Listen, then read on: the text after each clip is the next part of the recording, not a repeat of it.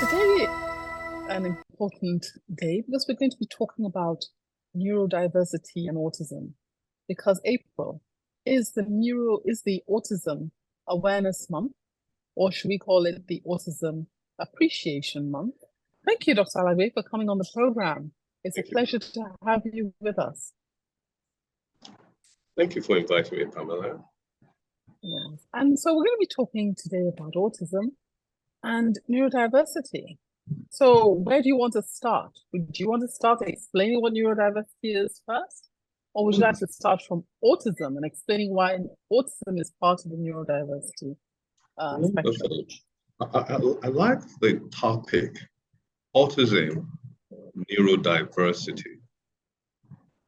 And that gladdens my heart because it removes that erroneous impression that all autism is a form of disability which kind of limits them in a way. Now, let me start by the definition. By the way, it was this gentleman who first used that word neurodiversity. That was in 1943.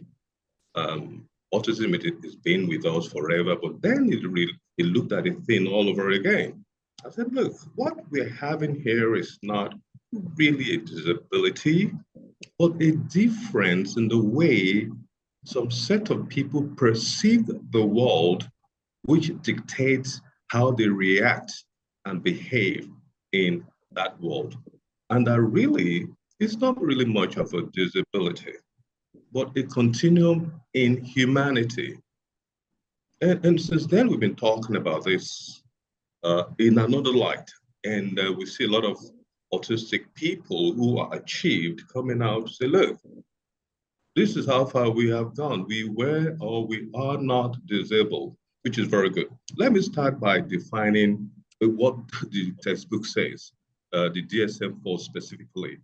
Autism is defined as a neurodevelopmental disorder characterized by a very subtle structural difference in the brain that results in a slight difference in the way such individuals see the world, interact with the world, and behave. The structural difference is so subtle that you cannot see it on an MRI. When you do an MRI, you're going to see a normal brain.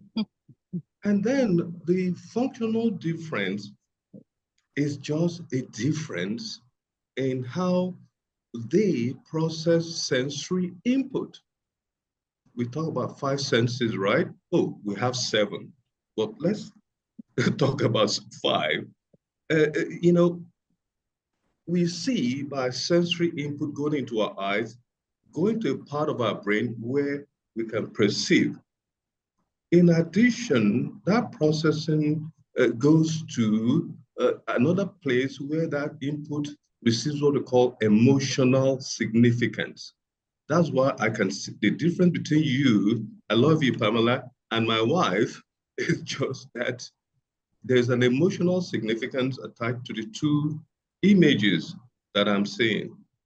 Similarly, the sensory input is moderated so that it's not too high and it's not too low to a point where I don't perceive it. In autistic children, it is this sensory processing that is kind of different. Let me use that word.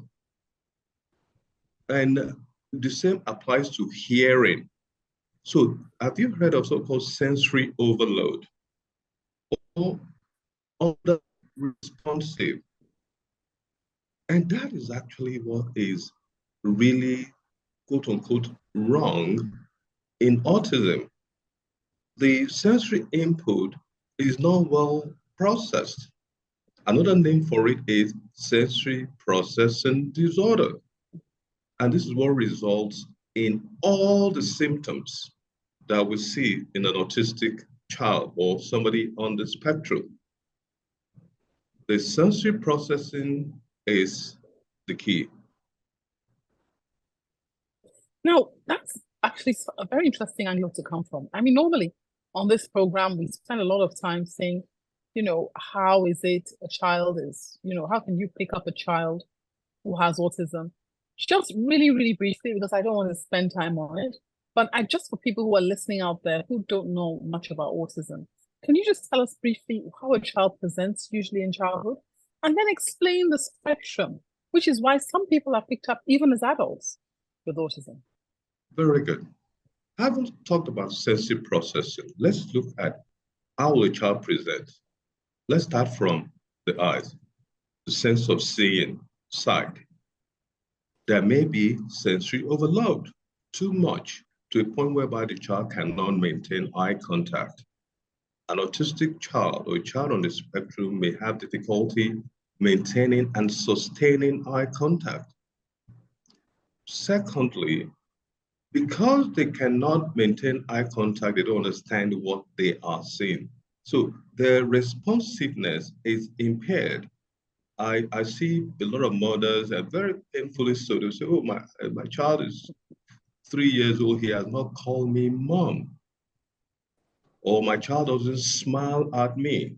Social reciprocity. Thirdly, let's talk about hearing. There may be sensory overload in the hearing to the point where you see a child trying to block some of the sound by holding onto the ear. Or maybe it is not well heard.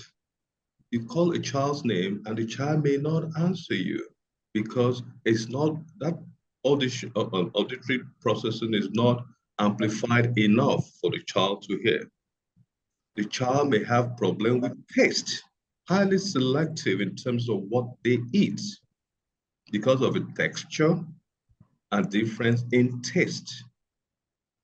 The same thing happens with smell. They may show aversion to certain smell, which also affect taste. They may sense of touch.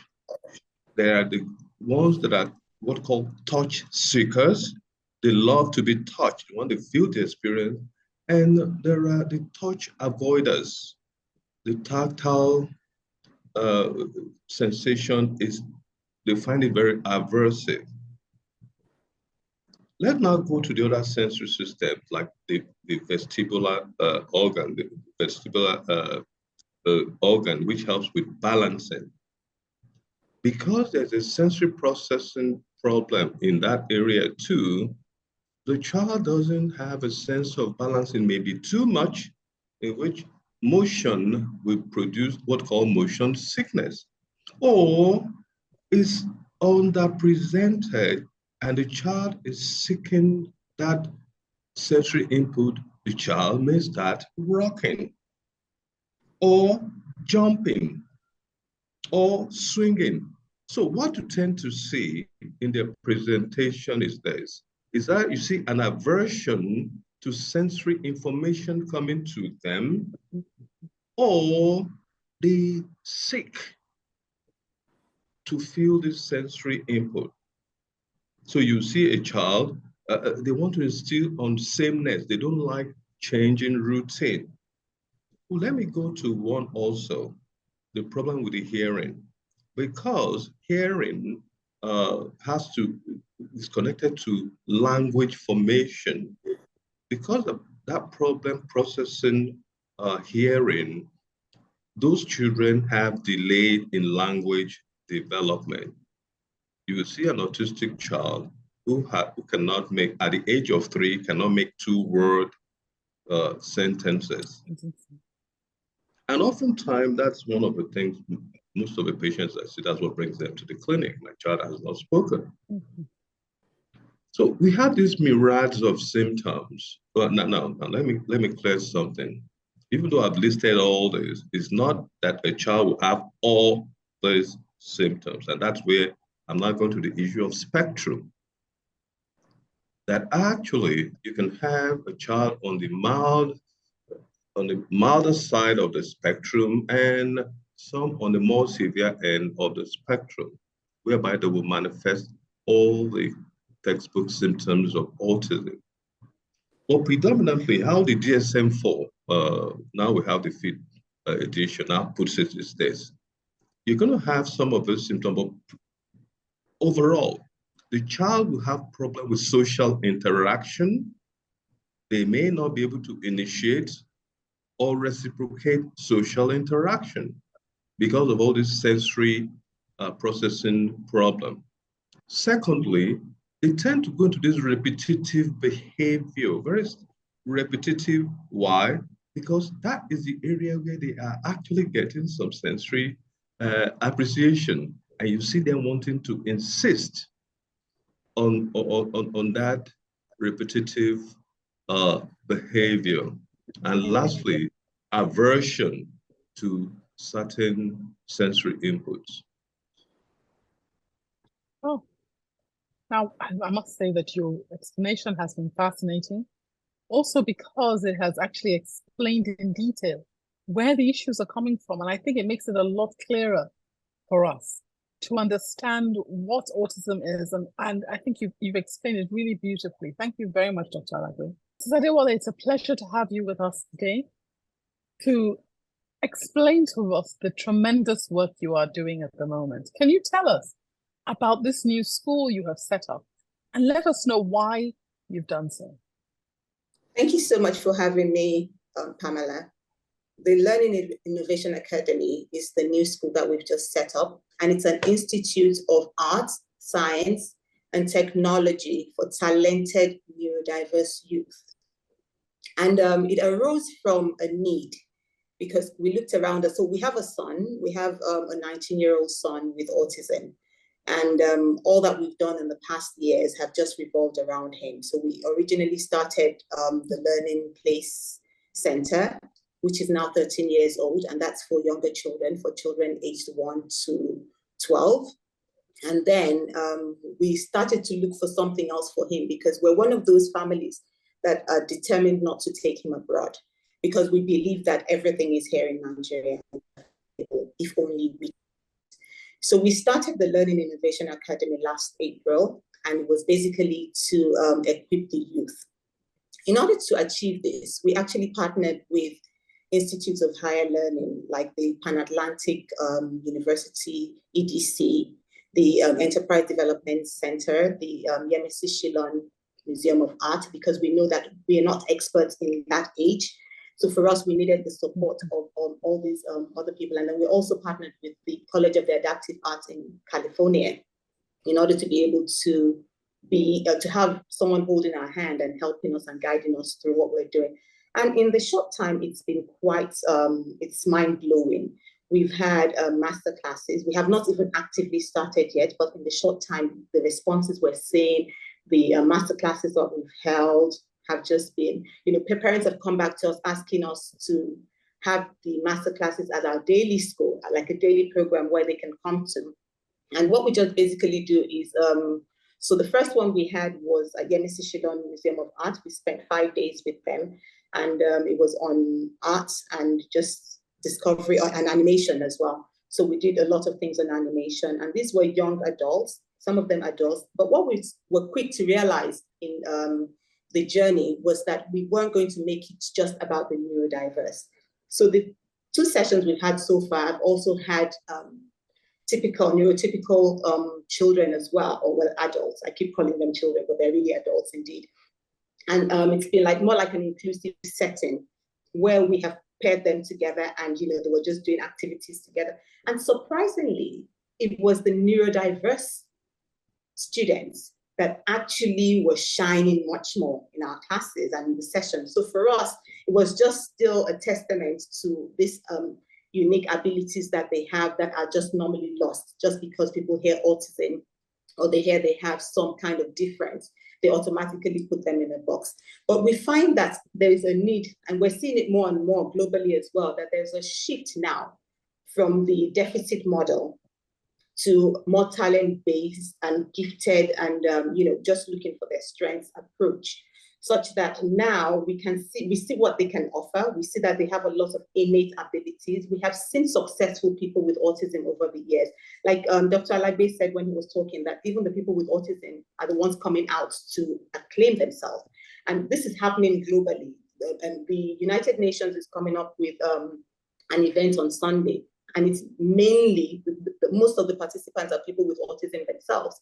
So they're the ones coming out to advocate themselves and for people to get to know the kinds of things they can do. I can talk about the people that we know. Bill Gates is said to have some form of autism, well, some form of neurodiversity. There is Elon Musk, who has Asperger's, so there's quite a few and many more in the past, Einstein, Mozart, Van Gogh, many of them.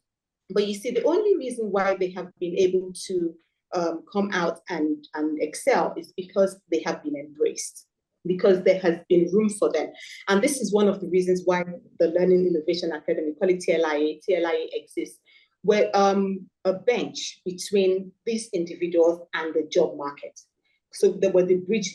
So for us, we train them and get them skilled enough, and then we unleash them onto the job market. We'll be like an agency, a middleman in between. So we go into the companies that would ordinarily not accept them. We go in there and let them know that these are people who, just prepare CVs for them. So they also have CVs, and then they go into these places, and you'll be amazed, and even they will be pleasantly surprised at what they can do. A lot of them are twice exceptional. And when we say twice exceptional, what we just basically mean by that is these are people who are skilled in all these areas. They're gifted in maybe art, music, academics, and they also have some form of neurodiversity. So they have two things going on for them, but they are exceptional in what they do. Our son, for instance, is exceptional in music. He plays by ear, he reads.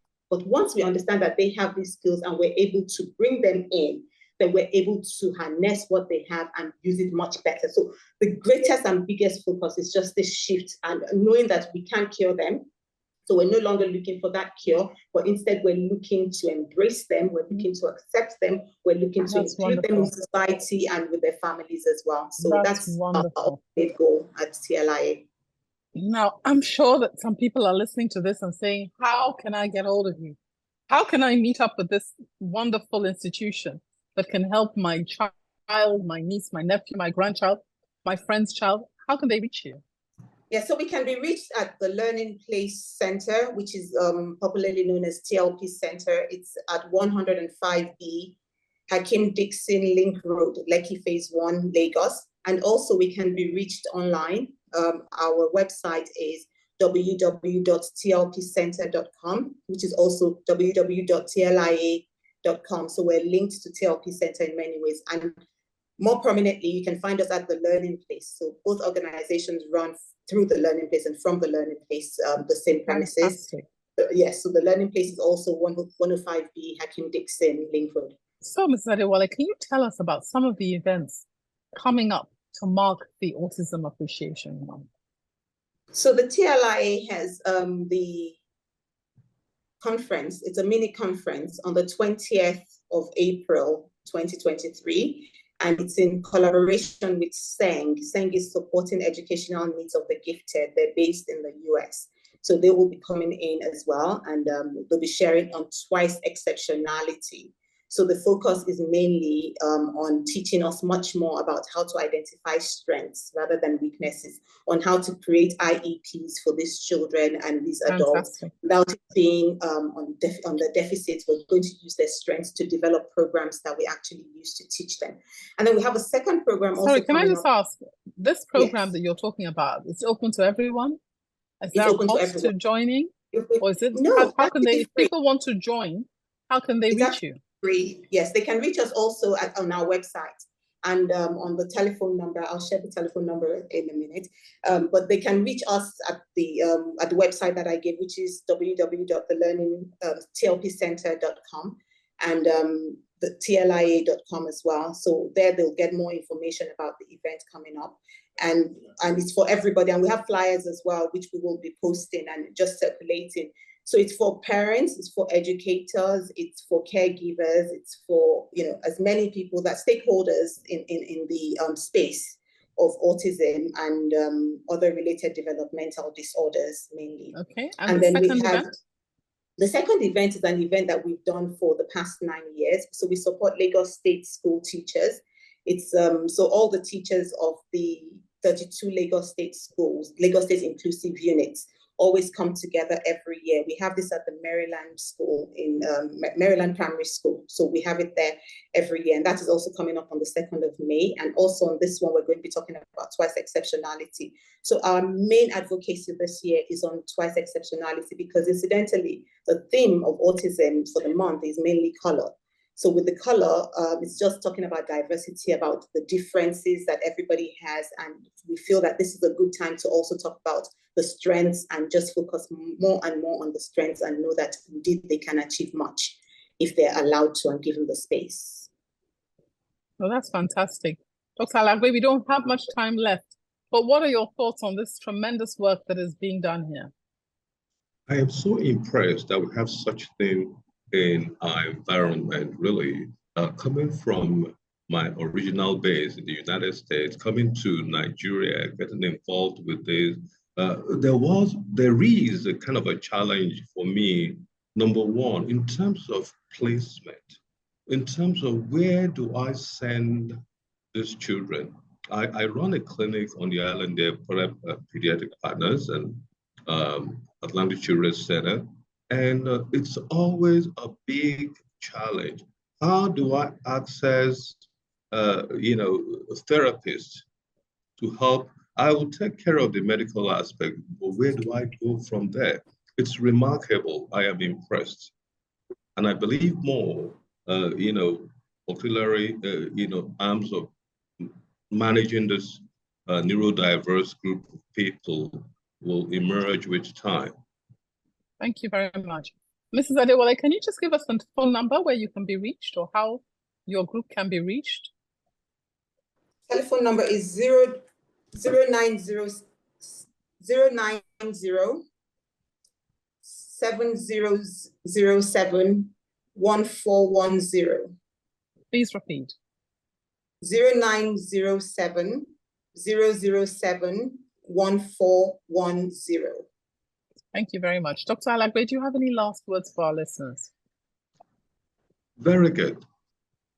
I like the fact that we are identifying this thing as a shield we define, a neurodiverse group of people. Similarly, in that vein, there's some areas where we need to work on in the correct diagnosis and labeling of the child on the spectrum. There's so many diagnostic challenges to this group of people. We should not be very quick in labeling them until we have done everything necessary to truly identify their needs. And not just in terms of identifying the functional needs and the appropriate therapy that will be needful for them to meet those needs. Thank you very much. And I think also to remind everyone that this April, the theme is this color, and the color is blue. So wear blue to support autism this month. Thank you very much. Thank you for watching. Please like, share, and subscribe for new video updates.